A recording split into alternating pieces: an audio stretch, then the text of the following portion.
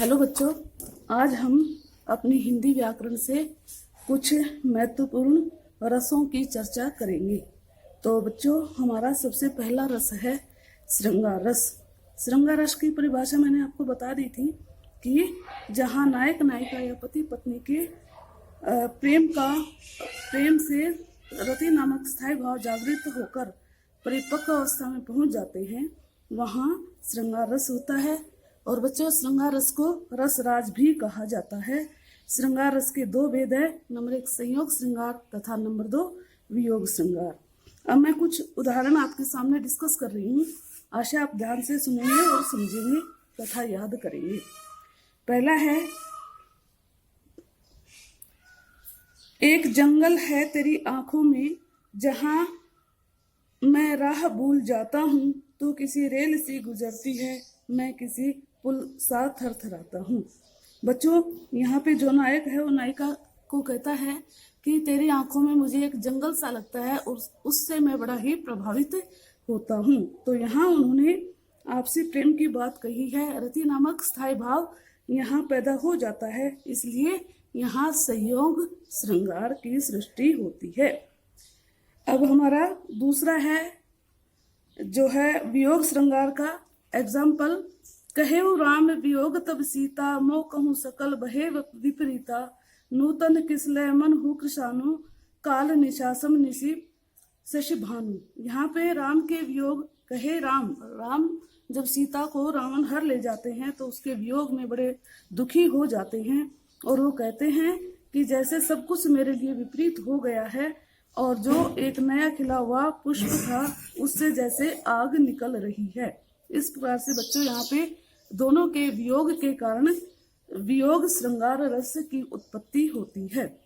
अगला उदाहरण है हमारा, लाल तिहारे दृगनु की अग्नि अनूप अपार, सर से बरसे नीर हूँ जर हूँ मिटे ने झार। यहाँ पे वियोग श्रृंगार के बारे में बताया गया है। क्या कहा है कि जो नायक है वो नायिका से दूर है और उसके वियोग में उसकी आंखों से लगातार आंसू बहते हैं। इस प्रकार यहाँ वियोग श्रृंगार की सृष्टि होकर रति भाव की उत्पत्ति होती है और यहाँ हमारा वियोग श्रृंगार रस हो जाता है।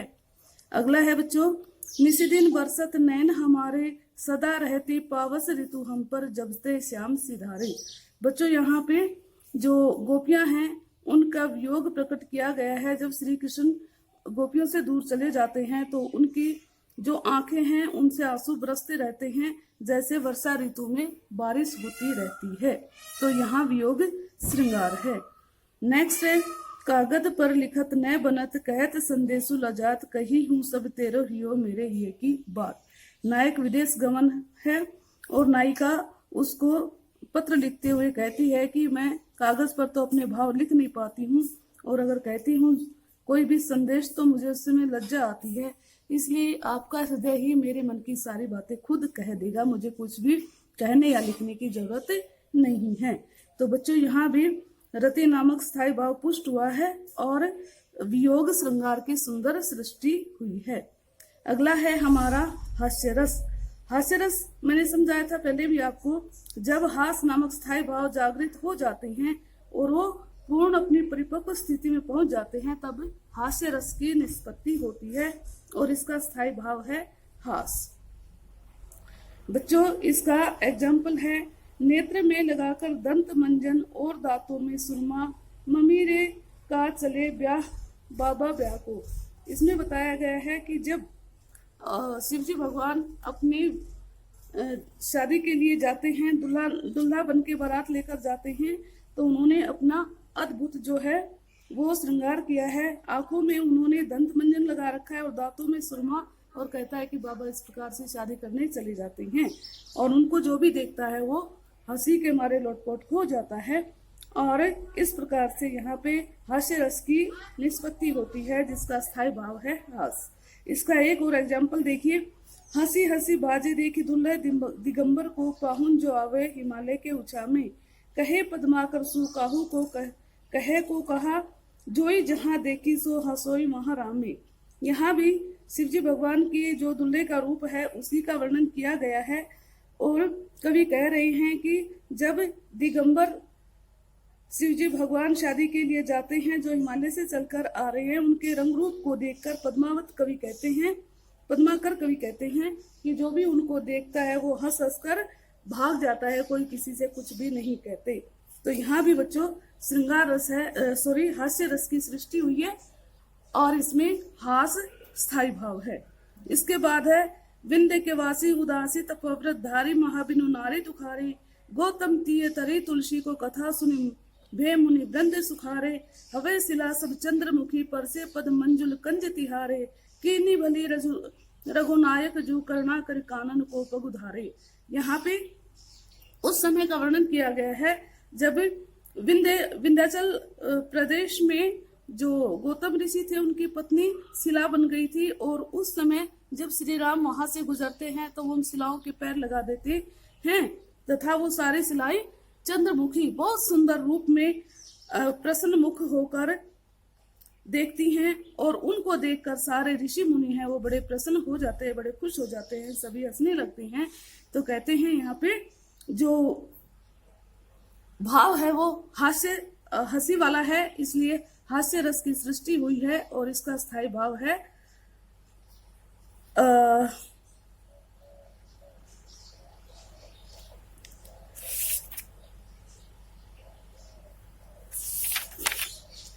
इसका स्थायी भाव हास है बच्चों। और अगला है हमारा रौद्र रस। रौद्र रस शत्रु को ललकारने से जब मन में क्रोध रूपी स्थायी भाव जागृत हो जाते हैं तब रौद्र रस की निष्पत्ति होती है और इसका स्थायी भाव है क्रोध। तो बच्चों इसका एग्जाम्पल देखिए। उस काल मारे क्रोध के तनुकाप ने उनका लगा मानो हवा के जोर से सोता हुआ सागर जगा।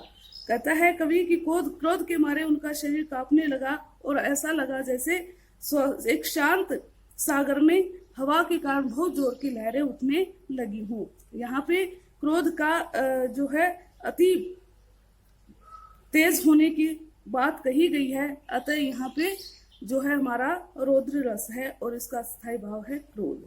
इसके बच्चे दूसरे उदाहरण देखिए। जब तेहि कीन्ही राम को निंदा क्रोधवंत अति भयु कपिंदा हरिहर निंदा सुने जो काना होई पाप को गो घात समाना। कहते हैं जब कोई भगवान राम की निंदा करते हैं तो जो सारे बंदर थे वो बड़े क्रोधित हो जाते हैं, और भगवान की निंदा जो अपने कानों से सुनते हैं उन्हें तो गाय मारने जैसा पाप लगता है। और जो कटकटान कपि कुंजर भारे दुहु भुज तमकी मही मारी दौलत धरने सभासद सखे चले भाजे भय मारुत गृह से। कहता है कि उस समय जो हनुमान जी हैं उनके रूप को देखकर सारे जो राक्षस हैं वो भाग जाते हैं, डर जाते हैं, और जो कपि हैं बंदर है वो दांत किटकिटाने लगते हैं। तो इस प्रकार से यहाँ पे हमारे रौद्र रस की निष्पत्ति हुई है और इसका स्थायी भाव है क्रोध। यहाँ पे क्रोध का वर्णन किया गया है।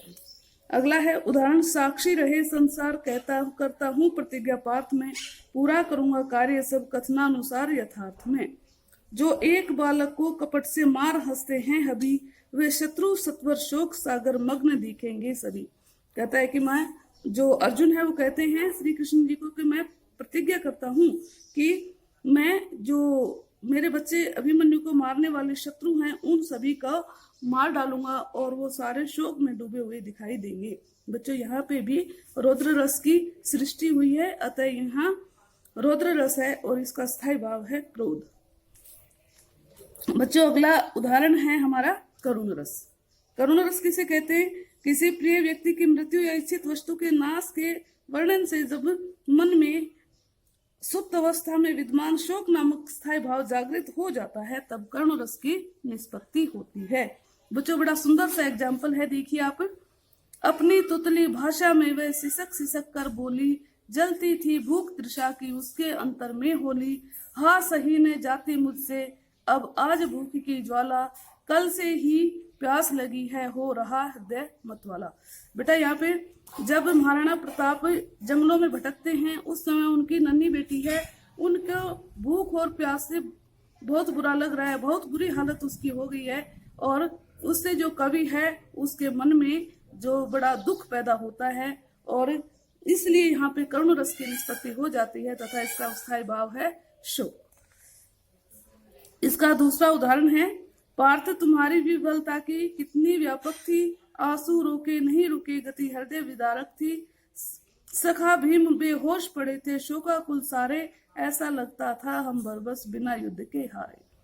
इसमें कवि ने जो है अर्जुन के बारे में वर्णन किया है कि जब अभिमन्यु की मृत्यु हुई थी तो वो अपने दुख को नहीं रोक पा रहे थे, भीम भी बेहोश हो गए थे और सभी बड़े ही शोक से ग्रसित थे, सभी बड़े दुखी थे। तो बच्चों यहाँ भी जो है करुण रस की निष्पत्ति होती है और इसका स्थायी भाव शोक है।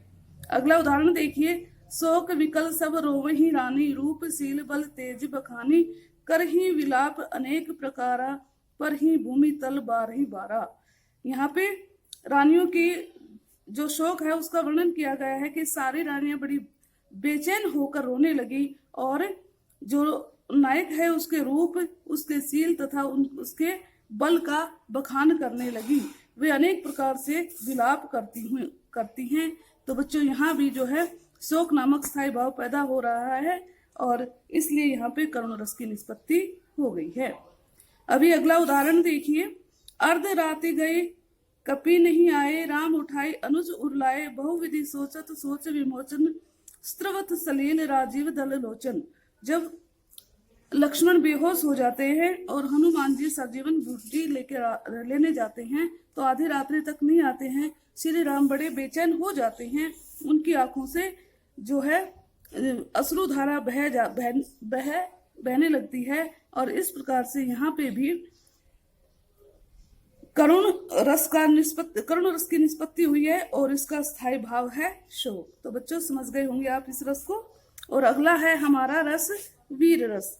वीर रस की निष्पत्ति कब होती है? जब किसी दुष्ट के विनाश के लिए या धर्म की स्थापना के लिए जो श्रेयस्कर हृदय है उसके मन में विद्यमान उत्साह नामक स्थायी भाव पैदा हो जाता है, तब वीर रस की निष्पत्ति होती है। मीन्स मनुष्य के मन में जब वीरता की भावना बड़े वेग से आती है तब वहां वीर रस होता है। तो देखिए इसका उदाहरण, रणभेरी जब जब बजे जगे युद्ध संगीत, कण कण माटी का लिखे बलिदानों के गीत। बच्चों यहाँ पे जो है रणभूमि का सीन दिखाया गया है। युद्ध भूमि में जब युद्ध के बाजे बजते हैं, युद्ध का संगीत बजता है, तब जो है वीर होते हैं उनके मन में जोश आवेश पैदा हो जाता है और वहां पे जो है उत्साह नामक स्थायी भाव जागृत होकर वीर रस की निष्पत्ति होती है। आगे है हमारा उदाहरण इसका, छुअत कमान अरुतीर, गोली बानन के मुश्किल होता मुरचान, मुंह की ओट में ताहि समय शिवराज, हुकुम के हल्ला कियो दावा बांधी परा हल्ला वीर भट्ट जोट में। यहाँ शिवराज महाराज हैं, उनके युद्ध का वर्णन किया गया है कि उन्होंने अपनी जब कमान से तीर चलाए, गोली बरसाई तो शत्रु है वो हाय हाय करने लगा, सारे शत्रु डर गए उससे और उनकी वीरता बड़े ही तीव्र आवेश में थी। तो बच्चों यहाँ भी वीर रस की निष्पत्ति हुई है जिसका स्थायी भाव है उत्साह। और अगला है हमारा उदाहरण, लेफ्टिनेंट वाकर आ पहुंचा, आगे बढ़ा जवानों में, रानी ने तलवार खींच ली, युद्ध हुआ आसमानों में, जख्मी होकर वाकर भागा, उसे अजब हैरानी थी, खूब लड़ी मर्दानी, वह तो झांसी वाली रानी थी। बच्चों यहाँ पे रानी लक्ष्मीबाई के युद्ध का वर्णन किया गया है, कैसे लेफ्टिनेंट वाकर आ गया था, उनका आपस में युद्ध हुआ था और जो रानी लक्ष्मीबाई थी वो बड़ी ही वीरता के साथ लड़ी थी। तो यहाँ पे वीर रस की निष्पत्ति हो रही है और इसका स्थायी भाव है उत्साह। बच्चों ये रस भी आप समझ गए होंगे। और अभी हम पढ़ते हैं अपना जो है वात्सल्य रस। वात्सल्य रस क्या होता है? जब बालक की सुंदर चेष्टाओं को देखकर माता पिता या बड़ों के मन में मौजूद स्थायी भाव वत्सल परिपक्व अवस्था में पहुंचता है तो वात्सल्य रस की निष्पत्ति होती है। यहाँ माता पिता या बड़ों का या गुरुजनों का बच्चों के प्रति प्रेम प्रदर्शित किया जाता है। तो बच्चों इसके उदाहरण देखिए, बाल दशा मुख निरखी जशोदा, पुनि पुनि नंद बुलावती, अंसरा तरलय ढाकी, सूर के प्रभु को दूध पिलावती।